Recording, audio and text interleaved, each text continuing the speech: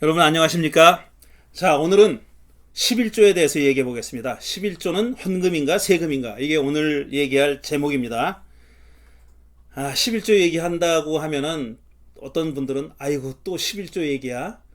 두 가지 갈래가 다 있을 거예요. 두 가지 11조 꼭 해야 된다는 사람도 그렇게 반응할 수 있고, 그 다음에 11조를 뭐 할 필요가 있느냐라고 생각하는 사람도 11조 얘기 하도 많이 들어가지고 또 11조야? 뭐 11조 얘기 꼭 들을 필요 있나? 라고 생각하실 수가 있습니다. 그런데 저는 좀 달리 얘기하려고 해요. 조금 다른 얘기가 될 겁니다. 아마 여러분이 알고 있는 얘기들과는 좀 다른 얘기가 될 것 같은데요. 얘기를 해보겠습니다. 저는 지금 11조 낼 필요 없다, 뭐 이런 얘기를 하려는 게 아니에요. 저는 11조를 낼 필요가 없다고 말하는 것도 문제가 있고, 11조를 꼭 내야 된다, 뭐 심지어는 11조를 안 내면 암 걸린다, 뭐 이렇게 얘기하는 사람들의 말도 틀렸지만, 그 다음에 11조라는 건 다 필요 없는 거다, 그거는 신약시대 이후에는 다 필요 없는 거다, 이렇게 말하는 것도 저는 틀렸다고 생각합니다.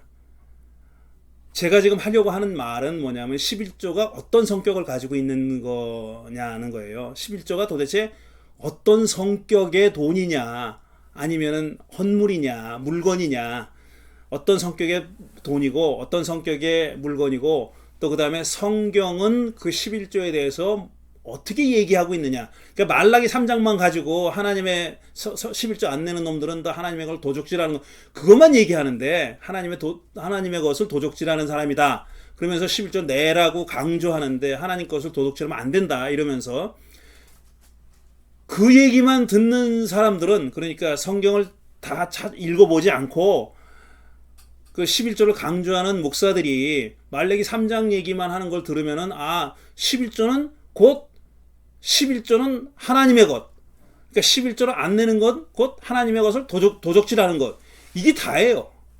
그게 전부인 줄 알아요. 근데 그렇지 않다는 겁니다. 성경은 11조에 대해서 다양한 몇 가지 정도의 갈래의 이야기가 있어요. 성경이 11조에 대해서 한 가지 꼭 통일된 얘기만 하는 게 아니라 몇 가지 갈래의 얘기를 하고 있다라는 겁니다. 그 얘기를 제가 하려고 합니다. 자, 먼저 이렇게 시작해 볼까요? 여러분, 인류 역사에서 세금은 언제부터 걷기 시작했는지 아십니까? 언제부터 세금을 걷었을까요? 그 다음에 누가 세금을 걷었을까요? 세금을 내는 사람들은 그냥 보통 사람들이겠죠. 물론 면제된 사람도 있었겠지만, 근데 세금을 거둔 사람이 있잖아요. 근데 세금을 거둔 사람은 낼려면 내고 말려면 말려가 아니죠. 그거는 강제조항이죠. 의무죠. 그러니까 의무로 부과한 거죠. 세금을 강제로 걷어들인 겁니다. 그러니까 누가 강제로 걷어들였냐는 거죠. 그리고 언제부터 누가 그 세금을 강제로 걷어들였을까 하는 겁니다.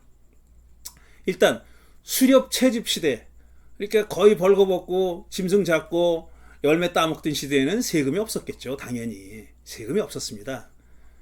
세금이 생길 때는 역시 그 문명이라는 것이 발생했을 때, 다시 말씀드려가지고 잉여 농산물이 생기고 잉여 농산물이 축적되고, 그 다음에 계층이 분화되고, 그 다음에 도시가 발달하고 국가 형태의 조직이 생겼을 때, 그때서부터 세금을 걷기 시작한 겁니다. 그러니까 계층의 분화가 생겼다는 것은 세금을 거두는 계층이 있었고 세금을 내는 계층이 있었다는 얘기예요. 계층의 분화가 생겨난 겁니다. 그리고 세금이라는 것은 잉여 산물이 있어야 되는 거예요. 그냥 거둔 걸 전부 다 먹고 살았을 때는 세금이고 뭐가 없죠. 낼 수가 없죠. 뭔가 남아 돌아갔으니까 그걸 가지고 거둔 거예요. 거기서 거둔 거죠. 그러니까 이런 것들이 생긴 다음에, 그러니까 문명이 발생했고, 다시 말해서 농경사회, 정착시대, 그때 세금이 생긴 겁니다. 그 대체로 봐서 언제부터 생겼냐 하면 메소포타미아 지역에서, 문명권에서는 기원전 한 3500년경이라고 보고 있고, 제일 먼저죠. 제일 이른 시대에 세금을 걷기 시작한 거고요. 그 다음에 이집트는 한 기원전 3000년경, 대충입니다 이거는. 그 다음에 인도에서는 2500년경, 그 다음에 중국에서는 1500년경. 중국이 가장 늦었어요. 세금을 걷기 시작한 때가 가장 후대의 일입니다. 메소포타미아보다 한 2000년 늦게 세금을 거두기 시작한 거죠. 가장 먼저 세금을 거뒀던 메소포타미아는 한 기원전 3500년경인데, 지금 남아있는 기록이 그렇다는 겁니다. 메소포타미아 지방에 남아있는 기록은 한 2500년경에 기원전 2500년경에 수메르의 라가시라는 도시가 있었어요. 라가시라는 도시에 11조와 강제 노역의 형태로 세금을 부과했다는 기록이 있어요. 그러니까 두 가지입니다. 강제 노역, 끌어다가 일시키는 거. 그 다음에 곡물로 세금을 받는 거. 이게 두 가지 형태의 세금이 있었는데 곡물로 세금을 받았을 때 10분의 1을 받은 겁니다. 10분의 1을 거둔 거예요. 그러니까 여러 경우에 따라서 세율이 다양했지만 가장 보편적인 세율은 뭐냐면 11조였었어요. 그게 10분의 1을 거뒀다는 거예요. 10개 거뒀으면 하나를 가져오라. 이렇게 된 겁니다. 그러니까 11조라는 게 이 성경 안에만 나오는 개념이 아니다. 그걸 먼저 말씀드리고 싶은 거예요. 이 10분의 1이 어디서 생겼는지는 몰라요. 왜 하필이면 9분의 1도 아니고 11분의 1도 아니고 10분의 1로 거뒀느냐라는 거는 알 수가 없어요, 우리가. 그런데 10분의 1로 거둔 역사가 굉장히 오래됐고 그건 성경 시대 이전부터 그렇게 해왔다는 겁니다. 11조의 정의를 보면은 제가 영어로 써서 죄송한데 어쨌든 영어를 다 읽지는 않겠어요. 그러니까 그 농산물이나 아니면은 개인의 어떤 수입 가운데서 하나님께 바치는 예물이나 아니면 어떤 자선을 위해서 따로 떼어놓은 10분의 1의 분량, 그걸 11조라고 얘기하는 거예요. 근데 이게는 하나님께 대한 예물도 됐지만 일종의 의무였다는 거죠. obligation, 의무였고 그 다음에 텍스였다 이거예요. 그거는 뭘 위한 거냐 하면은 앞에서 말씀드렸어요. 자선을 위한 것들이나 아니면 나중에 교회나, 이건 교회라는 거는 후대의 이름이고 그 다음에 어떤 종교 계급을 얘기하는 거죠. 종교 계급이나 아니면 그 다음에 제사장이나 아니면 그런 등등 이런 등등의 사람들을 서포트하기 위해서 거둔 텍스나 아니면 의무적으로 부과된 액수, 그걸 11조라고 불렀습니다. 그 성경에서는 ABD는 뭐냐면 앵커 바이블 딕셔너리인데 앵커 바이블 딕셔너리는 이렇게 정의가 돼 있어요. 이거는 종교적인 의미에서 11조가 이렇다는 뜻입니다. 이런 게 11조예요. 그러니까 그 사전적 정의에 있어서도 하나님께 바치는 예물, 그 다음에 텍스, 이 둘 다를 11조라고 부르는 겁니다. 둘 전부를 11조라고 부르는 거예요. 그래서 성경에서 구약 성서에서 세금에 대한 언급이 가장 먼저 나오는 세금에 대한 언급이 어디냐면 사무엘상 8장 14절 15절입니다. 이게 어떤 대목이냐면 이스라엘 백성들이 사무엘한테 가서 왕을 달라고 막 이제 조릅니다. 우리도 왕이 필요합니다. 우리를 끌고 전쟁터에 나가서 승리를 이끌어낼 왕이 필요합니다라고 막 계속 사무엘을 압박을 가하죠. 사무엘이 압박을 가하니까 사무엘이 백성들에게 야, 왕이라는 게 말이야 니네들한테 생기면은 이런 일들이 벌어질 거야. 너의 자식들을 종으로 갖다 쓸 수 있어. 너의 자식들을 군대로 끌어낼 거야. 뭐 이런 등등의 얘기를 하면서 뭐라 그러냐면은 지금 14절 15절에 이렇게 돼 있는 겁니다. 그는 너희의 밭과 포도원과 올리브 밭에서 가장 좋은 것을 가져다가 왕의 신하들에게 줄 것이며 너희가 거둔 곡식과 포도에서도 열의 하나를 거두어 왕의 관리들과 신하들에게 줄 것이다. 열의 하나 11조죠. 누구에게 준다고요? 하나님께 주는 게 아니에요. 이건 왕의 관리들과 신하한테 준대요. 이게 뭡니까?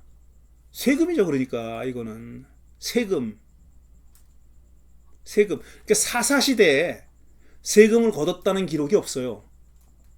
그런 말이 없어요. 성경에. 그러니까 세금이라는 말이 처음 나온 거예요. 세금이라는 뜻으로 11조라는 말을 사용한 게 최초가 바로 사무엘상 8장입니다. 지금 읽은 구절이에요. 만일 왕이 생기면 너희들한테 세금을 부과할 거야. 10분의 1을. 그 누굴 줘? 자기 관리들이나 왕의 관리들이나 신하들에게 줄 것이다. 이렇게 표현한 겁니다. 그런데 구약 성경에 11조라는 말이 나온 거는 이거보다 더 먼저입니다. 이거 사무엘상 8장이잖아요. 근데 창세기 14장에 11조라는 말이 최초로 나옵니다. 창세기 14장 17절에서 20절. 이건 11조에 관해서 널리 알려진 그런 구절이죠. 그러니까 아브라함이 되기 전에 아브라함입니다. 그돌라오멜과 그와 동맹을 맺은 왕들을 쳐부수고 돌아온 뒤에 소돔 왕이 아브라함을 맞아서 사워 벌판 곧 왕의 벌판으로 나왔다. 그때 살렘 왕 멜기세덱은 빵과 포도주를 가지고 나왔다. 그는 가장 높으신 하나님의 제사장이다. 그는 아브라함에게 복을 빌어주었다. 천지의 주제 가장 높으신 하나님 아브라함에게 복을 내려주십시오. 아브라함은 들으시오. 그대는 원수들을 그대의 손에서 넘겨주신 가장 높으신 하나님을 찬양하시오. 그러자 아브라함은 가지고 있는 모든 것에서 열의 하나를 멜기세덱에게 주었다. 멜기세덱은 앞에 뭐라 그랬냐면 가장 높으신 하나님의 제사장이라 그랬죠. 가장 높으신 제사장에게 가장 높은 제사장에게 아브라함이 10분의 1을 바친 거예요. 이건 그러니까 하나님께 예물을 바쳤다는 의미로 사용하고 있는 거죠. 11조가 하나님에 대한 하나님께 바치는 예물입니다. 물론 그 11조를 받은 자는 제사장입니다. 제사장인 멜기세덱이죠. 이게 가장 먼저 나오는 11조에 대한 언급이고요. 그 다음에 또 하나 나오는 게 바로 야곱과 관련된 얘기입니다. 창세기 28장 18절에서 22절인데 어떤 대목이냐면 지금 야곱이 에서를 속이고 에서가 자기를 죽일까봐 어머니가 피신을 보내죠. 자기 오빠인 라반에게 그러니까 야곱에게는 외삼촌이 되는 라반에게 피신을 보냅니다. 가다가 베델에서 이제 돌베개를 베고 잠을 자죠. 근데 잠을 잤는데 천사가 오르락 내리락 하는 꿈을 꾸잖아요. 그 다음의 얘기입니다. 야곱은 다음날 아침 일찍 일어나서 베개 삼아 벤 그 돌을 가져다가 기둥으로 세우고 그 위에 기름을 붓고 그곳 이름을 베델이라고 하였다. 그 성의 본래 이름은 루스였다. 야곱은 이렇게 서원하였다. 하나님께서 저와 함께 계시고 제가 가는 이 길에서 저를 지켜주시고 먹을 것과 입을 것을 주시고 제가 안전하게 저의 집으로 아버지의 집으로 돌아가게 해주시면 조건입니다. 이렇게 해주시면 주님이 저의 하나님이 되실 것이며 제가 기둥으로 세운 이 돌이 하나님의 집이 될 것이며 하나님께서 저에게 주신 모든 것에서 열의 하나를 하나님께 드리겠습니다. 그것도 하나님께 바치는 예물입니다. 그걸 지금 야곱이 약속한 겁니다. 이게 지금 창세기 14장과 28장이 11조에 관해서 가장 처음 언급된 그런 기절들입니다. 그러니까 이 두 기절은 창세기 나오는 두 기절은 다 하나님께 바치는 예물의 의미를 가지고 있죠. 근데 창세기 14장의 경우에는 그거를 받는 사람이 있습니다. 그게 살렘 왕 멜기세덱이에요. 제사장인 멜기세덱이 그걸 받아요. 그러니까 생각해 보십시오. 여러분이 옛날 사람들이 그러니까 구약 성서 시대 사람 이스라엘 백성들이 하나님께 바친 제물이 있어요. 뭐 소가 되고 양이 되고 곡식이 되고 등등이 되죠.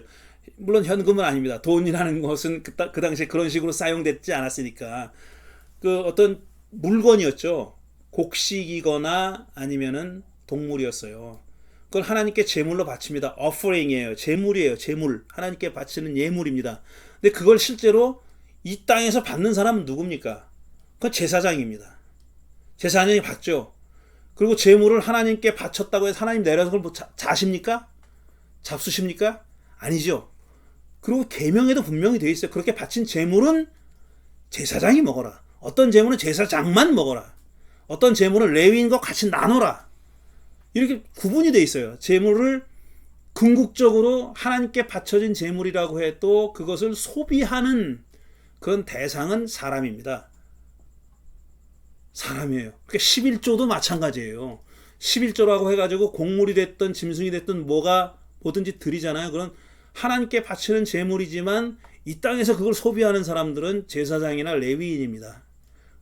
그런 사람들이에요. 그걸 생각하셔야 돼요. 11조도 예외가 아니에요. 11조도 하나님께 바쳐진 거지만 그걸 이 땅에서 궁극적으로 소비하는 사람들은 제사장과 사람들이에요. 나중에 나오겠지만 그걸 소비하라고 그 명령받은 규정되어 있는 사람들이 있습니다. 그걸 염두에 두셔야 돼요. 그러니까 11조가 하나님께만 바치는 게 아니다라는 거예요.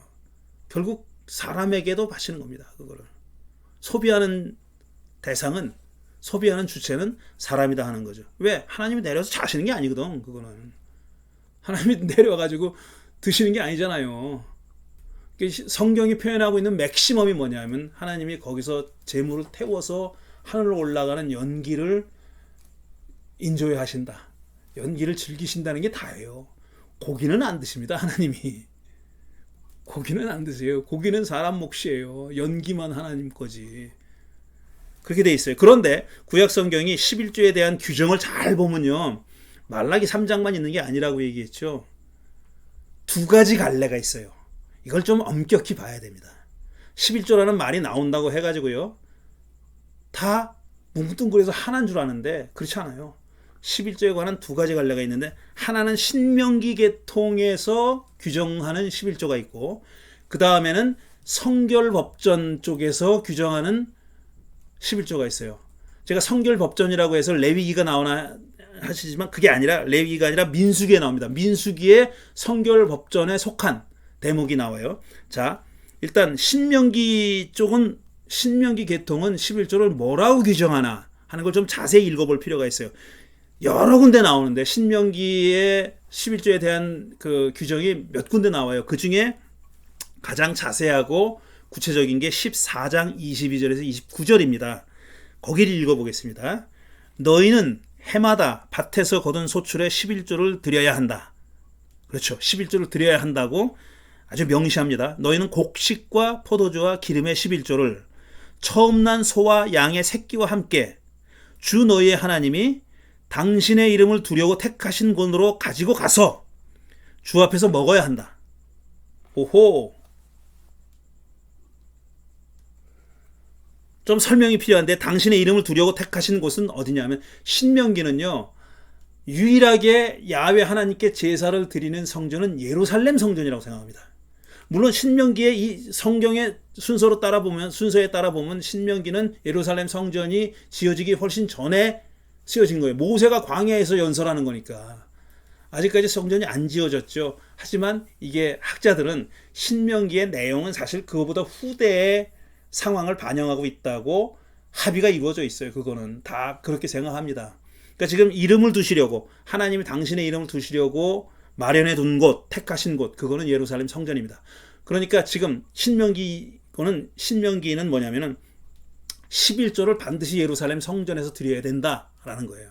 그런데 예루살렘 성전으로 제사가 집중되기 전에는 야훼 하나님을 섬기는 성전들이 신전들이 여러 군데 있었어요. 성소들이. 그 중에 하나가 실로, 사무엘서에 나오는 실로도 그 중에 하나였고요. 베델도 그 중에 하나였고 여러 군데 있었어요. 성소가 여러 군데 있었고 근데 그 지역에 사는 사람들은 가까운 성소에 가서 드렸습니다. 예루살렘이 세워지기 전에는. 그리고 예루살렘이 세워진 후에도 한동안은 그렇게 돼 있었어요. 그러다가 언제 예루살렘으로 집중하게 됐느냐 하면은 요시야 왕 때 집중하게 된 겁니다. 기원전 7세기입니다. 요시야 왕 때 예루살렘 성전 이외의 성전들은 다 폐쇄했어요. 그리고 예루살렘 성전만 유일하게 합법적인 그런 하나님의 성전, 야훼 하나님의 성전으로 인정받은 겁니다. 그게 바로 당신의 이름을 두시려고 택하신 곳입니다. 자, 글로 가져가서 드리려는 거예요. 이렇게 함으로써 너희는 주 너희의 하나님을 두려워하는 것을 배우게 된다. 그러나 주 너희의 하나님이 당신의 이름을 두려고 택하신 곳이 너희가 있는 곳에서 너무 멀어서 가기가 어려워서 그걸 가지고 갈 수 없거든. 너희는 그것을 돈으로 바꿔서 그 돈을 가지고 주 너희 하나님이 택하신 곳으로 가서 그 돈으로 마음에 드는 것을 사거라. 소든지 양이든지 포도주든지 독한 술이든지 어떤 것이든지 먹고 싶은 것을 사서 주 너의 하나님 앞에서 너희와 함께 너희 온 가족이 함께 먹으면서 즐거워해라. 이게 무슨 소리예요? 좀 풀이하면 이렇습니다. 너무 멀어. 예루살렘 성전이 너무 멀어. 먼 곳에 사는 사람은요. 그 짐승을 지고 가지 말라는 거예요. 내가 예물로 바칠 짐승이든지 곡식이든지 그걸 지고 낑낑거리면서 가지고 가지 말아라. 돈으로 바꿔라. 돈 있는 사람은 그 돈을 가지고 가라. 그래가지고 예루살렘에 가서 거기서 제물을 사라 이거예요. 거기서 제물을 사라. 그리고 뭐라 그러냐면 다 온 가족이 먹으면서 즐거워하래. 아니 11조를 하나님께 바쳐서 제사장이 먹는 게 아니라 이 제물을 바치는 사람들이 먹으래요. 이거 아셨어요 여러분? 갑자기 내가 흥분을 하지. 이거 아셨냐고. 여러분이 11조 바치잖아요. 11조 바쳐야 된다는 사람들 11조 바치잖아요. 그럼 이 말씀에 의하면 11조를 여러분이 즐기셔야 되는 거예요. 여러분이 즐기시라는 거지. 신명기는 그렇게 얘기합니다. 11조가 우리들도 즐길 목이 거기 있는 거예요. 11조를 바치는 사람이 그걸 먹고 마시고 즐겨도 되는 몫이 거기 있는 거예요. 요거 몰랐죠? 여러분들. 그러나 성 안에서 너희와 함께 사는 레위 사람도 유산도 없고 레위 사람은 유산도 없고 차지할 목도 없는 사람이니 그들을 저버리지 않도록 하여라. 먹긴 먹되 야 유산이 땅이 없는 레위인들 걔네들도 붙여줘라 이거예요. 그 사람은 땅이 없으니까 소출이 없죠. 수출 없으니까 11조 바치지도 못하죠. 그러니까 먹지를 못하는 거예요. 그러니까 레위인도 데려다가 같이 먹어라 이렇게 얘기하는 거예요. 자, 11조를 반대하는 사람들이 11조 하면 안 된다라고 막 강변하는 사람들이 있잖아요.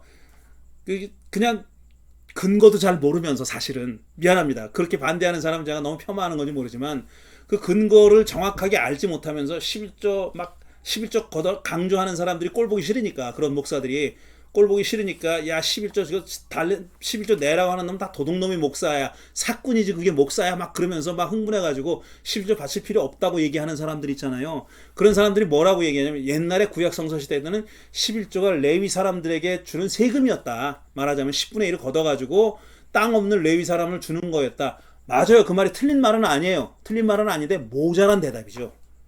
그건 부족한 대답이죠. 일부만 얘기한 거죠. 일부만. 11조가 레위인들한테 몽땅 가는 게 아닙니다. 레위인들 불러다 같이 먹으라는 거예요. 지금. 그 다음에 또 더 흥분시키는 구절이 있어요. 자, 너희는 매 3년 끝에 그 해에 난 소출의 11조를 다 모아서 성 안에 저장하여 두었다가 너희가 사는 성 안에 유산도 없고 차지할 목도 없는 레위 사람이나 떠돌이나 고아나 과부들과 함께 배불리 먹으라. 이걸 그대로 문자 그대로 설명하면은요 11조 3년에 한 번만 거두는 겁니다. 소출이 1년에 한 번 나잖아요. 그 매년 갖다가 11조 바치려는 게 아니라 3년에 한 번만 갖다 바치려는 거예요. 신명기는 그렇게 얘기합니다. 3년에 한 번만 바치라고. 그리고 3년에 한 번 바칠 때 그 3년에 한 번 바칠 때 2년 동안은 저장해 놨다가 3년째 몽땅 들고 가가지고 바치라는 거예요. 3년째 되는 해 바치는 겁니다. 그러니까 3년째 되는 해 바치는데 그때 레위 사람뿐 아니라 떠돌이나 과부나 고아나 과부들도 데리고 가서 같이 먹어라. 배불리 먹어라. 그렇게 얘기하고 있어요. 여러분, 이 11조에 그러니까 사회복지적 성격이 있습니까? 없습니까? 있어요? 없어요? 이 말 그대로 하면 사회복지기금이나 마찬가지예요. 그렇지 않습니까? 사회복지기금이나 마찬가지예요. 유산 없는 땅 없는 레위인들 먹여라. 그 다음에 그것뿐 아니라 떠돌이나 고아나 과부들 다 그렇게 어려운 사람들, 주변에 밀려난 사람들, 생계가 대책이 없는 사람들, 그 사람들 데려다가 먹이라는 거예요. 그렇게 얘기합니다. 그러면 주인 너희 하나님 너희가 경영하는 모든 일에 복을 내려주실 것이다. 자, 성경을 문자 그대로 믿기를 원하시는 분, 이거 안 하면 여러분 복 못 받습니다. 이거 안 하면 복 못 받아요. 그래야 하나님이 복을 주신다 그랬잖아요. 기억하십시오. 신명기 14장 22절에서 29절입니다. 여긴 그렇게 되어 있습니다. 그런데 또 다른 계통이 있어요. 성결 법전에 민수기 18장 20절에서 28절 보면은 이렇게 되어 있어요. 좀 차이가 있어요. 주께서 아론에게 말씀하셨다. 너는 그들의 땅에서는 아무 유산도 없다. 그러니까 레위를 가리키는 거예요. 아론이 레위 지파의 조상이니까. 너는 그들의 땅에서는 아무 유산도 없다. 그들과 더불어 함께 나눌 몫이 너에게는 없다. 이스라엘 자손 가운데서 내가 받은 목, 내가 차지한 유산은 바로 나다. 그러니까 땅이 아니라 나다 이렇게 얘기하는 거예요. 레위인들의 유산은 하나님 자신이다 이렇게 얘기하는 겁니다. 그러니까 하나님이 먹여줘야지. 하나님이 책임져야 되는 거죠. 하나님이 유산이라 그랬으니까 이런 방식으로 책임져 주는 겁니다. 하나님이. 나는 레위 자손에게는 이스라엘 안에서 바치는 열의 하나를 모두 그들이 받을 유산으로 준다. 모두 레위 자손에만 주는 거예요. 열의 하나를 모두 그들에게 하라는 거예요. 그러니까 고아, 과부, 나그네 이거 없어요. 여기는 그냥 레위 사람에게만 주는 거예요. 이것은 그들이 회망리를 거두는 것에 대한 보수다.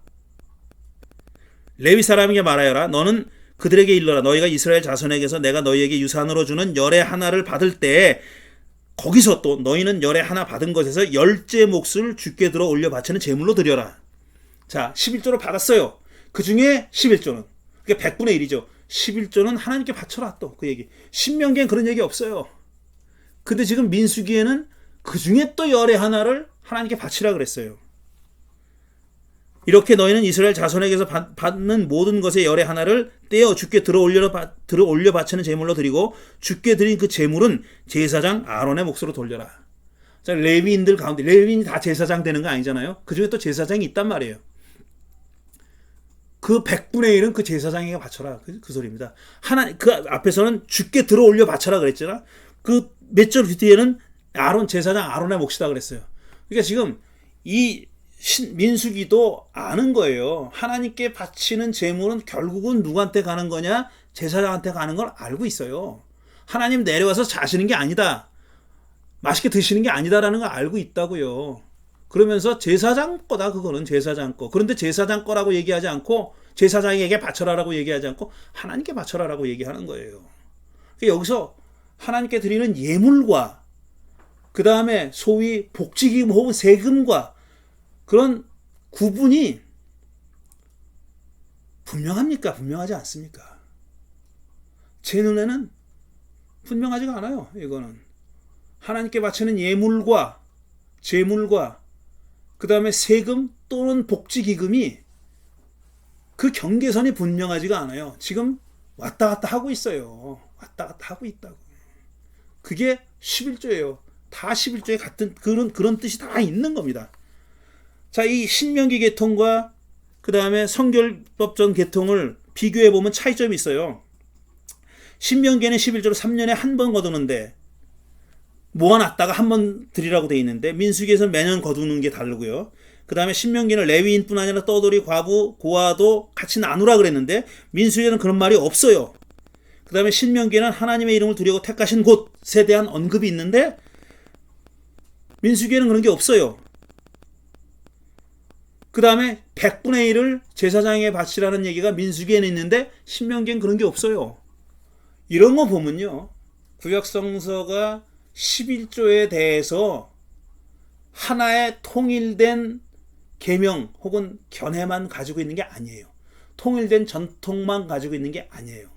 적어도 두 갈래 이상의 전통을 가지고 있습니다. 이 얘기를 제가 말씀드리는 이유는 뭐냐면은, 무조건 말라기 3장만 들이대면서 도둑놈이라고 얘기하지 말라는 거예요. 말라기 3장에서 하나님 걸 도적질하는 거다. 그것만 가지고 11조 안 내면 하나님 도적질한다 이렇게만 강조하지 마시고, 성경대로 하시려면은 11조를 안 드리면은 지금 11조 신명기를 따라서 신명기가 말하는 대로, 신명기가 명령하는 대로 11조를 안 하는 사람들은 복을 못 받습니다. 그는 가난한 사람과 나누지 않으면 복을 못 받는다는 거예요. 하나님 거 도적질만 얘기하지 말고 이것도 얘기하라는 거예요. 그래야 성경적이 되는 겁니다. 내가 좋아하는 귀절만, 내가 필요한 귀절만 딱 떼가지고 그것만 딥다 강조하면서 성경적이라고 우기지 말라고요. 신명기도 있습니다. 말라기만 있는 게 아니라. 그 다음에 민수기도 있어요. 100분의 1만 제사장에 바치는 거예요. 옛날에 그런 목사가 있었어요. 11조 헌금은 다 씨가 먹은 목사가 있었어요. 이건 옛날에 레위인들이 가져왔다 그러면서 지가 다 먹은 사람이 있어요.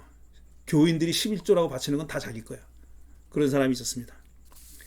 신약의 얘기는 간단하게 마치겠습니다. 신약은 마태복음 23장 23절 보면은, 그 다음에 누가복음 18장 보면은 다 뭐라고 하냐면 11조에 대해서 부정적으로 얘기해요. 마태복음에는 야, 무슨 박하와 근처에 11조를 바치면서 정의와 자비와 뭐 시리 같은 것은 깔보는 너희들 잘못하는 거다 이러면서 율법학자들과 바리새파 사람들을 하나님이 비판하고, 예수님이 비판하는 기절이 나와요. 이것도 11조에 대해서 긍정적으로만 얘기하진 않죠. 물론 마태는 뒤에 둘 다 해라라고 덧붙였어요. 둘 다 해라.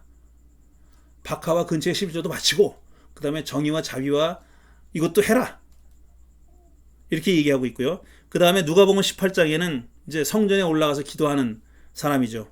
거기서 바리새파 사람은 뭐라 그랬냐면은 나는 이 토색하는 자와 같지 않고 이 세리와도 같지 않습니다. 나는 일에 2번씩 금식하고 내 모든 소득의 11조를 바칩니다. 이것도 역시 누가복음도 11조를 바치는 사람에 대해서 긍정적으로 표현하고 있는 건 아니죠. 그러니까 신약 성경이 11조를 뭐라고 생각하냐. 그 다음에 히브리서에 하나 또 있어요. 근데 구약 성경을 내 내용을 반복하는 구절이 있는데, 신약만 가지고 예를 들어서 11조는 그건 다 없어졌다, 없어진 낡은 제도다 이렇게 하는 거는 신약 성서에 맞지 않습니다. 그거는 신약 성서는 11조에 대해서 그렇게 많이 얘기하지 않아요. 그러니까 그렇게 함부로 얘기하면 안 됩니다. 그건 틀린 얘기예요. 그래서 결론적으로 말라기는 뭐냐면은, 말라기 3장은 이건 포로기 이후의 얘기고요. 지금 돌아갈 때 얘기예요. 아무것도 없어요. 이스라엘 사람들한테. 지금 이스라엘 사람들의 신앙을 지탱해 주던 성전도 없어졌죠. 많은 게 없어졌어요. 근데 뭔가 하나 굉장히 집중을 해야 될 필요가 있는 그런 시기입니다. 우리 신앙의 정체성을 지키기 위해서 굉장히 집중을 해야 될 그런 시기에 강조됐던 게 안식일과 할례와 11조입니다. 이 11조가 물론 하나님께 바치는, 성전이 아니니까, 성전이 없으니까 하나님께 바치는 게 아니에요, 이미. 그러니까 11조라는 일종의 세금 같은 건데, 세금적 의미인데, 그걸 강조했던 이유는 뭐냐면 지금 말씀드린 대로 유대인으로서, 이스라엘 하나님의 백성으로서의 정체성을 지키는 가장 중요한 방법 중에 하나였기 때문에 그렇게 얘기하는 겁니다. 정리하겠습니다. 11조를 바쳐야 되느냐 말아야 되느냐. 제 제안은 이겁니다. 여러분 원하시는 대로 하십시오. 근데 적어도 11조라는 것이 어떤 그 축복의 하나의 통로다, 이렇게만 생각하지 마십시오. 축복의 통로라는 귀절도 있지만 일종의 의무인 것도 있습니다. 특히 어떤 공동체적인 삶을 가능하게 해주는 그런 의무 규정일 수도 있습니다. 복지기금이란 얘기죠, 한마디로 얘기하면은. 그러니까 그런 뜻으로 받아들여야 되는 거고, 11조를 이렇게 바쳐야 되느냐 말아야 되느냐, 이걸 성경에서 굳이 끄집어내가지고 얘기하는데 다 근거가 있는 얘기예요. 어떤 부분을 끄집어 오느냐에 따라서 다릅니다. 말라기를 끄집어 오면은 11조를 바쳐야 된다고 강조할 수 있고, 그 다음에 마태복음이나 누가복음 같은 데를 끄집어 오면은 11조 이거 뭐 다 예수님이 다 폐기했다라고 주장할 수 있고, 얼마든지 그렇게 할 수 있고요. 그 다음에 신명기나 민수기 같은 거를 끄집어 오면은 얘기가 달라집니다. 그거는 조금 더 복잡해지고 생각이 다양해지는 거예요. 그러니까 저는 우리 교우들에게 그 권하는 방식은, 그건 제가 뭐 명령하는 것도 아니고 권유하는 방식은 이겁니다. 여러분의 수입의 10분의 1 정도는 교회에 드리는 헌금을 포함해 가지고 여러분이 이웃과 더불어 나누는데 사용하시기를 권합니다. 어떤 단체 기부금이나 아니면 가난한 사람들을 돕는 일이나 아니면 아프리카에 물 보내기를 하는 일, 무슨 일이 됐든지 간에 그런 일들을 하는데 사용하는 돈이 여러분의 수입의 한 10분의 1 정도 되는 것이 저는 적절하다고 생각합니다. 11조에 대한 얘기 이것으로 마치겠습니다. 감사합니다.